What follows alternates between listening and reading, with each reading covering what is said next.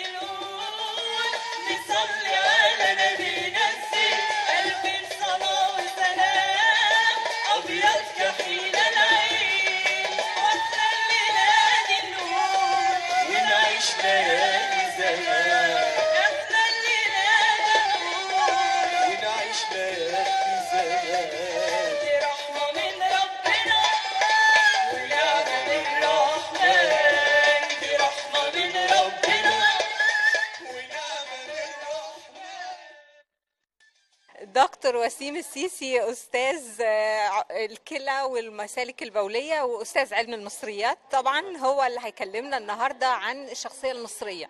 برحب بحضرتك معانا يا فندم. أهلا وسهلا بيكي. أهلا وسهلا. النهاردة ندوة بتتكلم عن الشخصية المصرية. أيوة. والتطرف والعنف الغريب عليها. أيوة، هو الحقيقة يعني أنا بشبه الشخصية المصرية إنسان سليم وقوي وحلو قوي، وبعد طلع على الجلد بتاعه حبة بثور لا تلبس أن تزول، بحبة علاجات بسيطة أو بالوقت. يعني هو ده بالظبط الشخصية المصرية، لأن الشخصية المصرية هي نتاج 15,000 سنة من السعي الحضاري و7,000 سنة من الحضارة. والفرق بين السعي الحضاري والحضارة أن الحضارة تبدأ بالتدوين، وإحنا عندنا بداية التدوين 5619 قبل الميلاد. حط عليهم 2000 سنة كمان، يعني 7000 سنة، فهي 7000 سنة حضارة. حط عليهم 15,000 أو 20,000 سعي حضاري. يبقى نتاج هذا كله مش هيجي 80 سنة ولا 100 سنة من العنف أو من الفتن الطائفية أو الآخر، ويضيع 20,000 سنة فاتت. فإذا هذه المخزون أو هذا المخزون الحضاري هو نتاج هذه الحضارة. هذه الحضارة حضارة نهرية، ومعروف عن الحضارة النهرية أنها تختلف عن الثقافة الرملية. الحضارة النهرية حضارة وفرة، الثقافة الرملية ثقافة ندرة. الثقافة الرملية يعني معروف ما قبل الإسلام، يا أنا يا أنت عشان نعرف نعيش. وعشان كده كان هناك ما يسمى بالتصبيح، قبيلة تصبح قبيلة بقتل الرجال والاستيلاء على بئر الماء والنساء، لأن يا أنا يا أنت، لأن يعني ما فيش. إنما بقى الحضارة النهرية حضارة وفرة. الوفرة ليه؟ لأن فيها تعاون وحب. وتعاون وحب ليه؟ لأنها حضارة نهرية زراعية. أنا وأنت عشان نعرف نزرع، ما أقدرش أزرع مئات الفدادين لوحدي، وأنا وأنت عشان نحصد ما أقدرش أحصد لوحدي، وأنا وأنت عشان نصد خطر الفيضان ما أقدرش أصده لوحدي. من هذا التعاون يتولد الحب، ومن هذا الحب تتولد الأخلاق، ومن هذه الأخلاق تتولد مجتمع بعيد عن العراك والعنف والخصام والقتل والدم والآخر، فمجتمع بعيد عن العنف. الحاجات دي كلها وافد علينا من الخارج، وخصوصا ان جزء من المصريين بعد 67 ارتحل للخارج وعاد الينا بثقافة الخارج بكل اسف. وبعد أن كنا إحنا مصدرين لحضارتنا من الداخل للخارج، أصبحنا إحنا مستوردين للي جاي لنا من بره. الحجاب والنقاب والدبلة الذهب، أعرف أنت مسلم ولا مسيحي، كل الكلام المؤسف ده، وكل ده شغل الصهيونية العالمية. الصهيونية العالمية مذهبها هي فرق تسد، وإن هم إسرائيل دي حتة قد كده هون ما يقدروش، إنما يدمروا الشعوب اللي حولها والبلاد اللي حولها بالفتن. ولهم جملة سخيفة يقولوا: دع الأفاعي تموت بسم العقارب. احنا مجموعة أفاعي وعقارب بالنسبة لهم.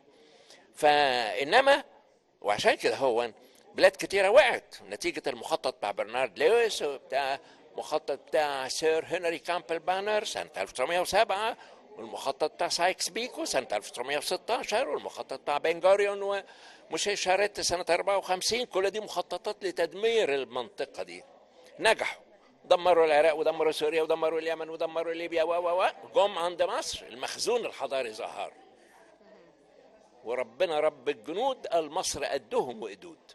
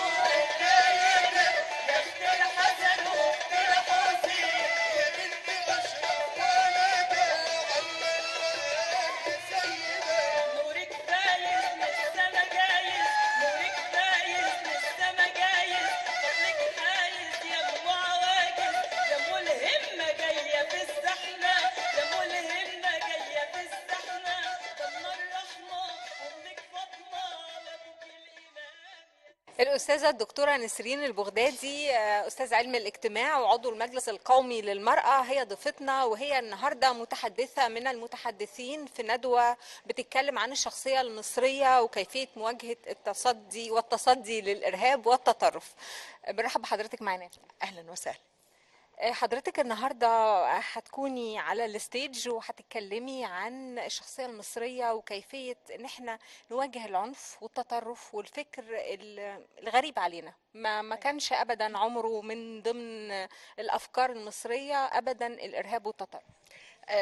بصي، خليني أقول في الأول بس إن إحنا السائد من الشخصية المصرية هو الشخصية المعتدلة، وما حدث فهو حدث بشكل يكون هو يعني وافد علينا وعارض علينا، بس احنا مش عايزينه يستشري، ومش عايزين حد يستقطب أبنائنا من الشباب، وبالتالي احنا بنناقش كيفية مقاومة هذه الحالة، كيف نتصدى جميعا كأسرة وكمؤسسات ثقافية لهذا الموضوع. وبالتالي المسألة بتتطلب تضافر كافة الجهود حتى يكون التصدي مجديا. وعايزة أقول لحضرتك أن الثقافة لها دور كبير جدا في التصدي لهذا الموضوع، وحينما تقترن الثقافة مع العلم يكون هناك التصدي بالقوى الناعمة هو أكبر تصدي وأقوى تصدي لهذه الظاهرة. أكيد. إحنا يعني حضرتك زي ما قلتي إن الإرهاب أو التطرف أو الفكر الغير معتدل ده جديد علينا، وافد بينتشر وإحنا بنتصدى ليه لأن الأغلبية العظمى معتدلة، وفي نفس الوقت تاريخنا وثقافتنا وحضارتنا ما فيهاش أي تطرف ولا إرهاب. هو بصي طبعا ما اقدرش اقول ان ما كانش فيه، هو طول عمرنا كان فيه دائما القله الخارجه عن القانون، القله الخارجه عن القواعد في كل مؤسسه وفي كل بيت، حتى هتلاقي حد كده شارد مننا يعني. انما احنا مش كان عايزين، بأغلبية. لا احنا مش عايزين بقى ان العمليه تزيد، وخاصة في ظل السماوات المفتوحة وفي ظل استقطاب يعني هذه الجماعات للشباب واستغلال هذه المرحلة التي بها من التغيرات الجمة، سواء كانت التغيرات الفكرية أو التغيرات الجسمانية. وبالتالي احنا عايزين نشوف ايه هي الروشتة اللي نستطيع ان احنا نتوافق عليها جميعا. عايزة اقول لحضرتك ان لازم يكون في توافق مجتمعي بين جميع مؤسسات المجتمع. ما ينفعش انا بشتغل في حته وحضرتك بتشتغلي في حته وبعدين يجي حد يلخبط لي كل الدنيا. لازم يكون في توافق، ولازم يكون في اجماع، ولازم يكون في احساس ان احنا في خطر. هذه مساله اساسيه. وزي ما يبقى فيه تضافر للجهود وفي بناء، يعني انا ببني الخطوة الاولى، حضرتك بتكملي ورايا، بيجي حد تاني يكمل، لكن مش كل واحد بيبدأ من الصفر، لازم نكون بنكمل بعض. والله حضرتك حطيتي ايدك على مساله اساسيه، ان احنا لازم نكون بنكمل بعض، وان احنا بنيجي كل واحد فينا بيقوم بدوره والتاني بيبني عليه. مفيش حد بيبتدي من فراغ ابدا، والا كانت المساله فرغت من مضمونها وما كانش في انجازات اتعملت وما كانش في حد هيكمل. هي الحياه كده، حضرتك بتبني، انا باجي وراكي، حد بيجي ورايا، وهكذا يكون البناء، والا سيكون دائما لدينا ذاكره السمكه. نبدأ من حيث انتهى الآخرين. بس عايزة من حضرتك قلتي في كلامك سابقا إن لازم يبقى فيه روشتة. أنا عايزة الروشتة بقى، عايزة الخلاصة دلوقتي.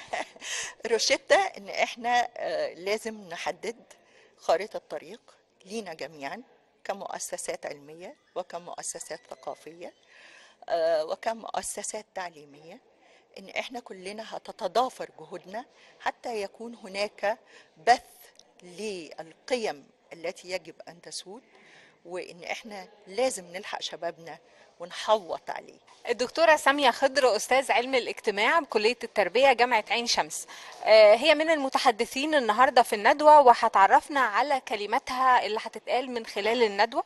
كلمة مهمة جدا هنعرفها من الدكتورة سامية. مرحبا بحضرتك معنا. اهلا وسهلا. اهلا وسهلا. بنتكلم في ندوة عن التطرف والإرهاب وعن الشخصية المصرية. عايزة حضرتك تكلميني من الجانب علم الاجتماع، ازاي نتصدى ونواجه هذه الظاهرة الغريبة على مجتمعنا المصري. شوفي هقول لك على حاجه، يعني هي بسهوله خالص خالص. بصي كده للعراق، بصي لسوريا، بصي لليمن، بصي لليبيا. انت طبعا بتلحقيني اهو. فانت هتلاقي كله هو ليه بقى؟ لانه يعني اذا كنا عايزين ان احنا لابد ان احنا نواجه الارهاب ونواجه التطرف، لابد دائما ان نتفهم ان يجب ان نكون على قلب رجل واحد. هي دي وما يكونش في فساد ومشاكل داخل المجتمع، ونقدر ونصبر لما بيحصل ان يكون في مشاكل، تفتيت، تفكيك، أنانية، فساد، كل ده بيضعف المجتمع من جوه. فعلى طول أي غزو بيروح موقعه، ولما بيقع ما بيقومش بسهولة. علشان كده احنا كان عندنا حضارة 7000 سنة، لكن دخل بقى الفرس والرومان واليونان و كل ده أضعف المجتمع اكتر. عشان تقوميه تاني ده مش حاجة سهلة، ده مش مثلا ايه شوية مية بتقع فبتمسحيها، لا، دي حضارة وفكر وجيل ورا جيل، فالجيل ورا جيل لو كنتيش بتلحقي وبتديله وبتعظمي الثقافة بتاعته بتقع. واحنا دلوقتي الحقيقة ما اقدرش اقولك ان احنا قدرنا نقف على رجلينا يعني وبطريقة جامدة، لا ده احنا محتاجين ان احنا نكون اكثر صلابة واكثر وعيا. وده بقى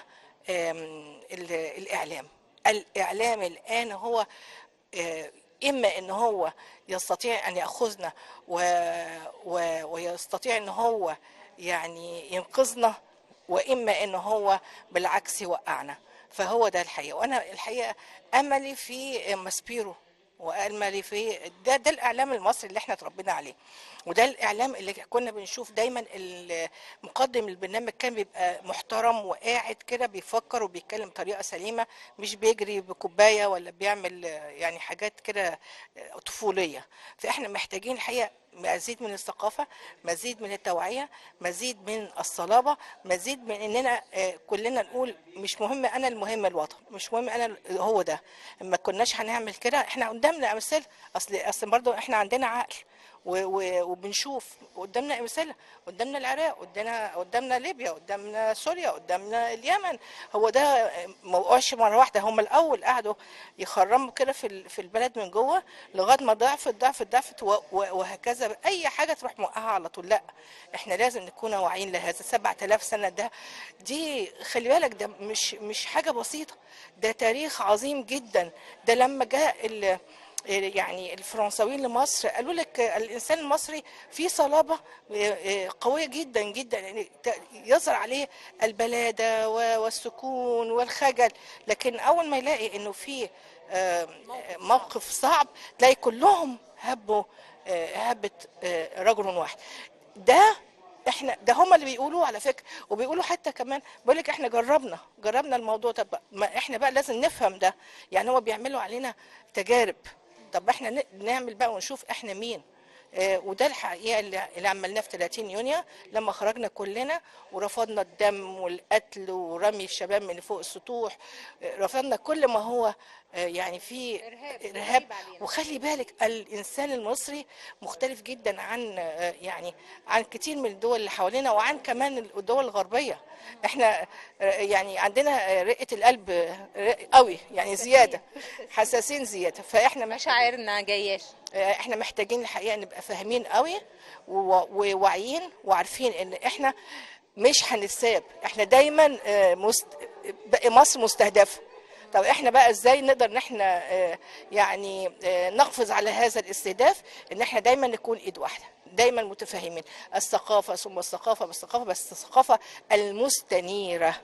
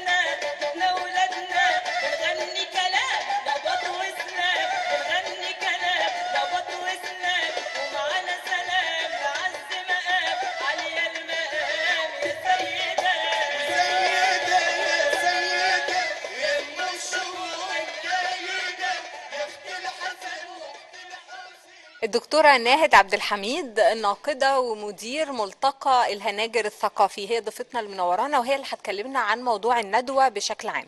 برحب بحضرتك معانا. برحب بيكم وبرحب بالسادة المشاهدين والتلفزيون المصري منور الدنيا. ميرسي يا فندم. احنا بنتكلم عن الشخصية المصرية وكيفية مواجهة الإرهاب والتطرف والأفكار المغلوطة. تمام. احنا بالفعل النهارده ملتقى ثقافي عن الشخصية المصرية ومواجهة التطرف والإرهاب، وإن كان يعني ملتقى واحد مش ممكن يكفي ضروري ابدا الحديث عن الشخصيه المصريه وعن تاريخ الشخصيه المصريه، لان من الصعوبه فعلا يعني ان احنا ندرك مدى اهميه الشخصيه المصريه في ملتقى واحد، وخاصه ان حدثت مئات يعني والاف الابحاث من قبل الخبراء والدارسين والباحثين المصريين والاجانب على الشخصيه المصريه، ووجدوا ان الشخصيه المصريه مثيره جدا للاعجاب، مثيره جدا للغضب، مثيرة جدا للاستهجان في بعض الأحيان. وده لأن لقوا أن الشخصية المصرية فيها بعض المتناقضات، فيها الرحمة وفيها القسوة وفيها في نفس الوقت الحب وفيها العنف. وجدوا ان هي فيها الفقر وفيها الغنى، فيها العلم والعلماء، وفيها نسبة الأمية تزيد عن 40%. فقال لك ان اللي هي بتتميز بتعدد الروافد، بتعدد الأبعاد، بعد مكاني وبعد زماني وبعد تاريخي. والحقيقة هناك مئات الباحثين اللي هم قالوا ان الشخصية المصرية دي يعني قمة في التحدي، تحدت واقع جغرافي كان النيل يعني يفيض بغير انتظام. من استطاع أن يضبط جريانه هو الإنسان المصري. فالشخصية المصرية معروفة بقوتها وجسارتها، وإن هي بتتخطى الأزمات دائما وأبدا. فالحقيقة المناقشة بتاعت النهاردة هتوضح كيف يرى العالم الغربي والمصري الشخصية المصرية. وهنشوف ان احنا مهما حصل في مصر، مهما كان عندنا من ازمات ومشكلات، ان الشخصية المصرية ستنهض زي ما قالوا لا محالة. وان زي ما قالوا والشعر بيقول ان مصر دائما على موعد مع النهار، وستظل شعب واحد، وطن واحد، يد واحدة. والحقيقة احنا دائما وابدا مش بنتغنى ولا بنقول شعارات ولا اقوال ولا امثال، ولكن بالفعل احنا عندنا تاريخ اكتر من 7000 سنة، عندنا ثقافة وهوية مصرية يجب ان احنا كلنا نحافظ عليها كمصريين. احنا عندنا حضارات الدنيا كلها بتتمنى ان يكون عندها جزء من حضارة، جزء من هذا التاريخ الرائع، التاريخ اللي احنا بنستند اليه. الشخصية المصرية من خلال هذا التاريخ اصبحت درع وعمق هذا الوطن الاستراتيجي. بالاضافة اللي احنا نتكلم عن دور المرأة كشخصية، دور المرأة على مدار التاريخ بشكل عام، دور المرأة في ال6 سنوات الأخيرة، وكيف أصبحت أن هي سند لهذا الوطن. والقيادة السياسية خصصت عام 2017 هو عام المرأة المصرية، واحنا بطبيعة الحال بنحتفل بالأعياد، يعني المولد النبوي وعيد والمسيحيين والمسلمين بيحتفلوا مع بعض. هي دي قوة الشخصية المصرية المتماسكة اللي لن تستطيع بعض الأفكار الظلامية المغلوطة ان هي تأثر فينا أبدا. والشعب المصري لما لقى ان هويته بتسرق منه أو هناك جماعة بتحاول تغتصب حقوقه، انتفض واسترجع الدولة الوطنية المصرية الحديثة اللي احنا بنأملها واللي احنا بنسعى اللي احنا نخرج بيها دولة بتجمع الجسد المصري كله برئتيه مسلمي ومسيحيين.